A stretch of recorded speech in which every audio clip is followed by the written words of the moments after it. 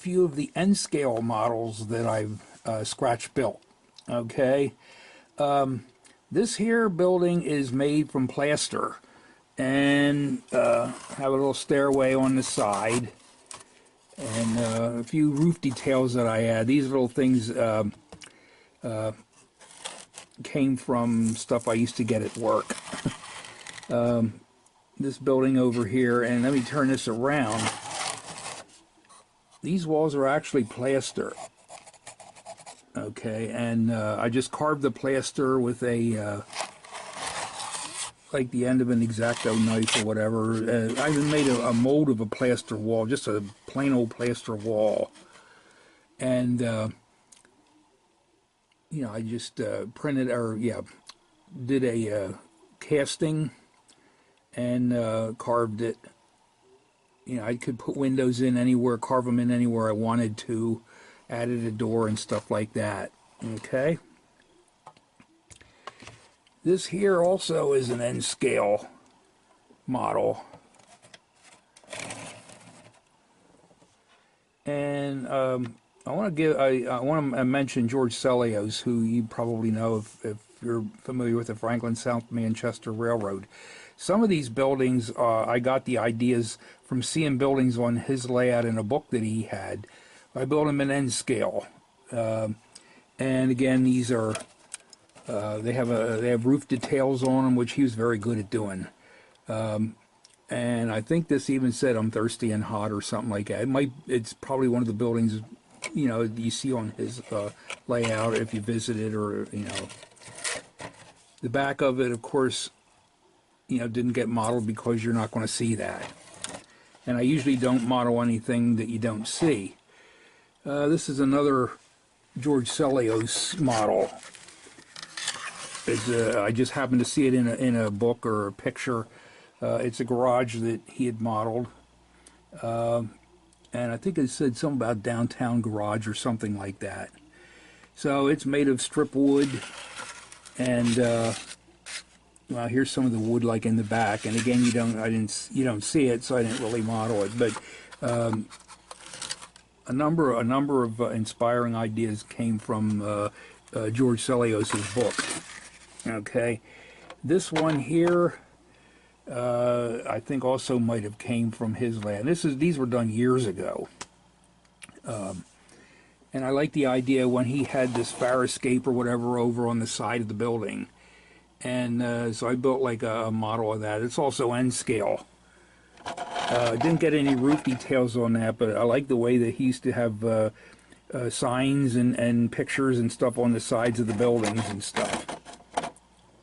So I do that on some of the buildings that I do. So these are like George Sellios, Franklin and South Manchester Railroad inspirations.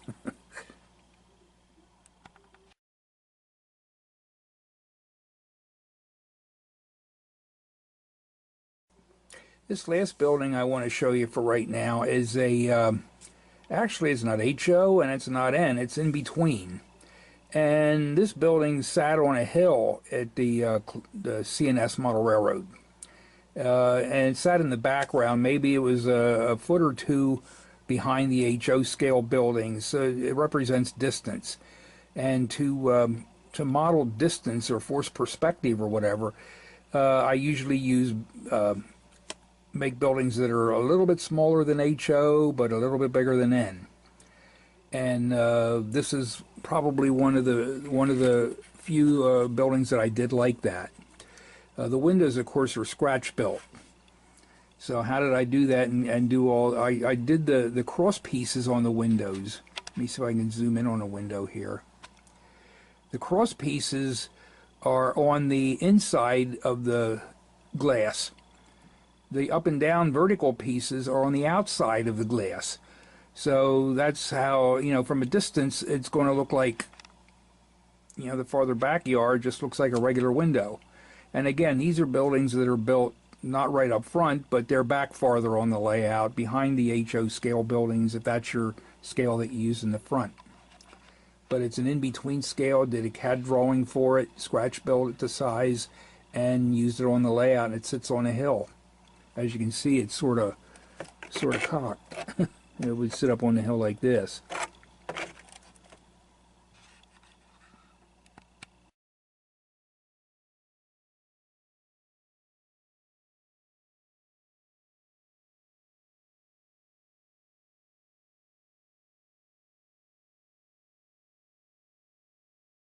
This photo shows the construction of the 150-foot high steel trestle across the Conestoga Creek, which is now the Conestoga River.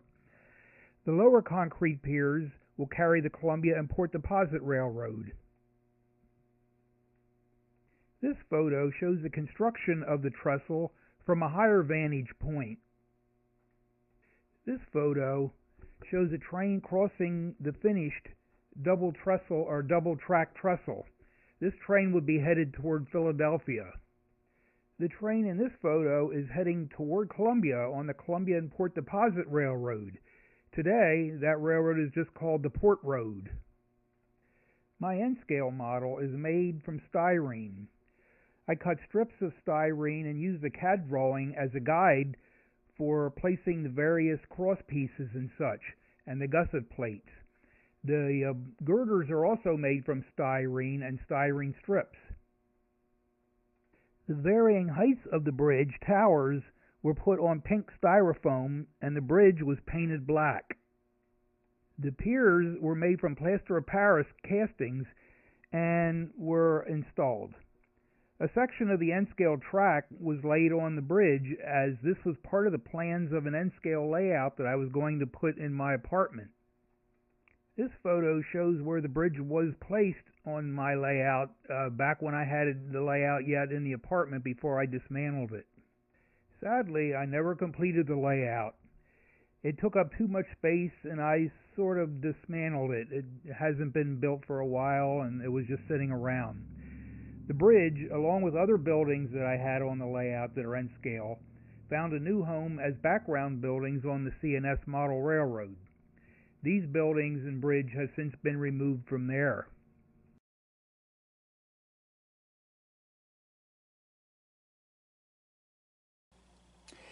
Sometimes this building I did, it's HO scale. But one time I was looking through and I saw these buildings and that you saw pictures, that they had pictures of walls and stuff, and you could download them and put them together. And so I did that, and I say, hey, I'll try it and see what it looks like. And I made some roof details for this, and there's strip wood and stuff that I used up on the top. The walls are just photographs, basically. And here's a loading dock that it has here, and it's even marked loading dock. It has a door thing that came with it, and it gives you a three-dimensional thing because each of these pieces are like stuff you add on. And there's a wall right here. It says something about ice. So it must have been like an ice house. But this was some of the forerunning things that I used to use before I started to make my own flats with pictures and such like that. This here is the back. You don't really see it as much, so I didn't really do a lot back there. But this one is actually, it's made from, it's just mat board. Okay, mat board in the back here. And has wood bracing in the back. And of course, these are pictures I downloaded in this files or whatever that they had. They were free online.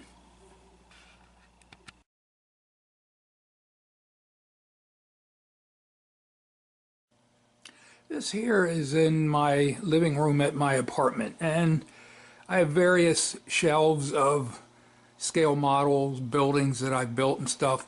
The lighting is a little bit down. I mean, I have low light right now. That's why it's sort of a little bit shadowy. But what I'll try to do is I'll try to zoom in on some of these. In my previous video, I mentioned about houses on Union Street. And these were some of those houses there that we couldn't use in the Opera House diorama at the municipal building. But they were on the layout at the Historical Society. These are just basically a row of street houses along the street. And some of these were actually on both sides of the street. I just put them all on one side here for the shelf. Okay. And they're mainly made from, some are styrene, some are mat board. There's no plaster buildings in this. It's just, mat board, cardboard roofing and such. Okay. If I come up here to this level now, this building here and that building there are plaster. I made those with plaster some years ago and had those on the layout. I like to decorate buildings sometimes with weeds growing up the side. Tom Lowry used to do that a lot too. That's who I mentioned last time in the Steagle Valley Model Railroad part of the video. This building here was a building that I built for the layout one time. It's sort of like a storefront, you know. It had a fire escapes on the side. It was along part of the city street in the area we called Susquehanna City. And these are actually a couple more of the buildings that were on Cherry Street. Okay, I don't know if I said Union Street. I meant Cherry Street before. This building here, let me lift it out. I was able to do some of the sides of the buildings, and this was like a typical building on Cherry Street. It had a balcony on the second floor and such. Okay, the other side I didn't model because it was next, up against another building. And these here were a couple more of the buildings that were along Cherry Street. This building here was actually a kit that was put together, and I sort of repainted it and such, and I called it the Brantsburg Railway Express because it was in the little town of Brantsburg on the CNS Railroad. This model up here is a kit bash building, and I'm trying to remember who made the kits. I'm not sure, but I did it as a kit bash here. It has a water tank up on the top, a few things up on the roof.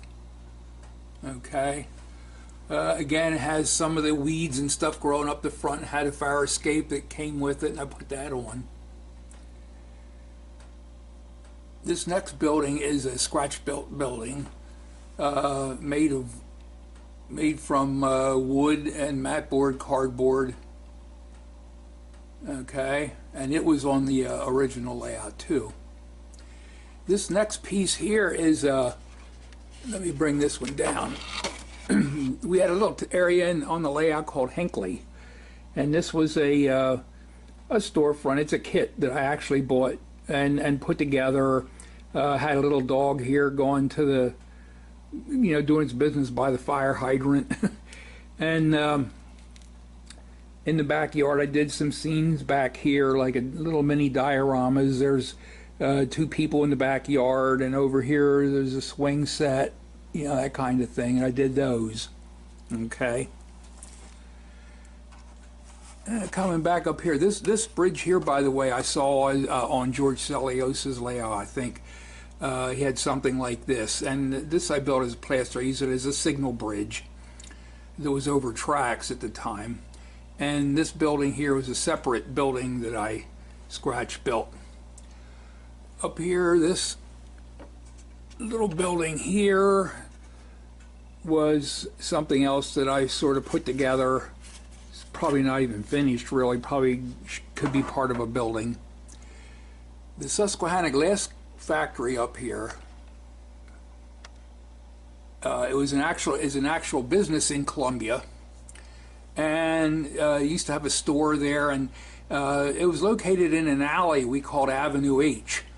And when I grew up on 7th Street, I lived a block and a half from this factory. And I mean, if I made a nickel for every time people would stop me when I was outside playing, "Can you tell me how to get to the glass factory?" Well, I would be a millionaire by now, because I think every day of the summer and spring, if I was outside, people would stop by wanting to know where the factory was, because it was sort of obscure. It was in an alley. And, I'd tell them how to get there and such. But the glass factory, my grandfather used to work as a cut glass. He was a freelance cut glass cutter. And supposedly one of the best around. So that sort of covers a couple of the shelves over here. And if I come around the corner, I have a few more buildings over here.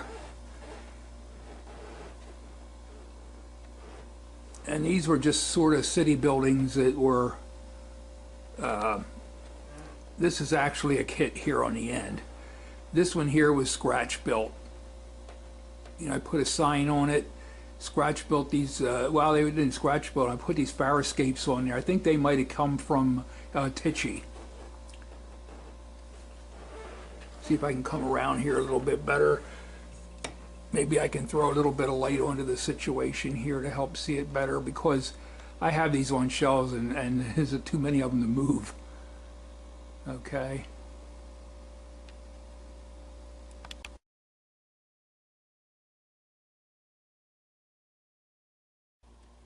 Okay, this model here is actually made from plaster. It's an N-scale Victorian house. And I modeled this some years ago. And I mean, I did most of the sides of the building. Okay, and let me see if I can slide over here. The back of the building, I did some modeling back there. But it's not really finished or something. Let me see if I can slide around here and see if I can turn this around. I have it on a base. See, that's what the back of the building sort of looks like. But this is all made from plaster. It's not solid plaster or anything like that, but I wanted to try my hand at doing that kind of thing. And I have it under a glass dome that I put on it. And I just have it off right now. It's easier to see. This is another N-scale building that I built sometime, and of course it's not really finished either yet. I wanted to repaint the road and stuff. I saw it in a magazine one time and decided, hey, that'd be interesting to build. So I do have, this is pretty much modeled, I think, on all four sides. Let me see if I can slowly turn it around for you. This is back where the track would be. And you can see I never really finished it. I might finish it in the future. Okay, and that's basically what that looks like. Now let me bring this back around. Didn't do anything on the roof yet. You know me, I have to have roof stuff. So I'll be adding things to that then.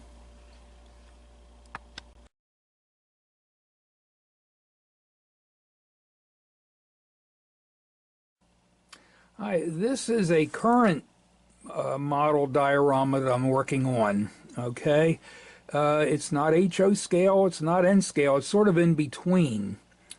And an inspiration for this came from a man named Al Pugliese that does YouTube videos.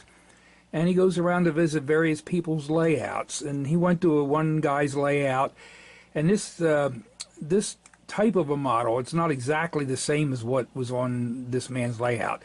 But it was sort of similar to it. And I said, nah, that'd be interesting to build. So I got photographs of it from the YouTube video. And then I built, did drawings for it. And it's made of various things. Okay, this back here is mat board with cardboard stripping on the roof, and I'll just pan through it sort of slow. I'm working on this one right now. Okay, this overhang is just cardboard stripping on wood bracing. Did a set of steps back here. Okay. Down underneath there was a door. It looked like I use that with clay, and then of course that's wood stripping and mat board. Okay, added some detail in there already.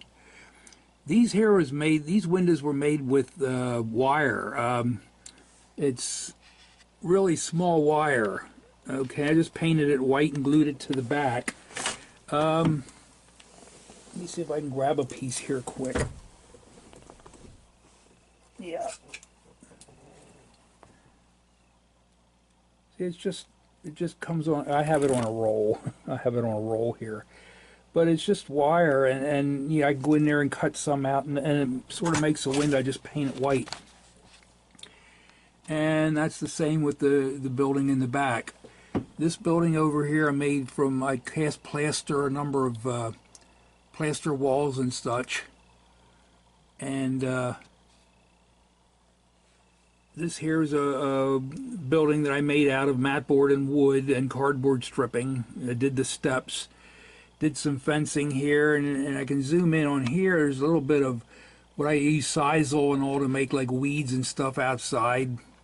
This fence is made from cardboard. Might be able to come around here to the side. And I did some work on the side of the building. Okay. So this is a model that I'm currently working on. I just started working on some of the trees here in the back. Let me see if I can zoom in on him right here. See, that's just made from baby's breath, and that I get through Amazon. We don't have it in this area, so I just get some here, and I use some of this stuff that I bought, in a place. It used to be a craft shop in Lancaster. Used to buy this in the dry leaf area, where they put, you do flower arrangements and stuff like that. The sisal that I'm talking about that I showed for those weeds, all that is that's like a thin twine. I cut a piece off and poke a hole into the foam. I glue it in there, and then once it's hardened, then I'll untwist the twine, so it sort of gets like a bushy, weedy kind of look to it. Okay. These back here, this is a plaster base for the building, and then here's a little bit of ground foam and stuff glued in there for the grass and stuff, weeds growing up. I have to do some more work on the sidewalk. I had to put pieces of paper across this gap in here. I have to paint that and fix that up. There's still a little bit more work to do, but this is the project that I'm doing here now. This aluminum roof is made with aluminum foil, and I painted black and silver, a little bit of burnt umber for rust color, and then I added some real rust that I got off of a steel wool pad, that had rusted. So a lot of different things here. Same with the tank that I built. That was aluminum foil over, I think it was over wasn't a toilet paper roll, but it was another roll similar to it. That's the model I'm working on right now.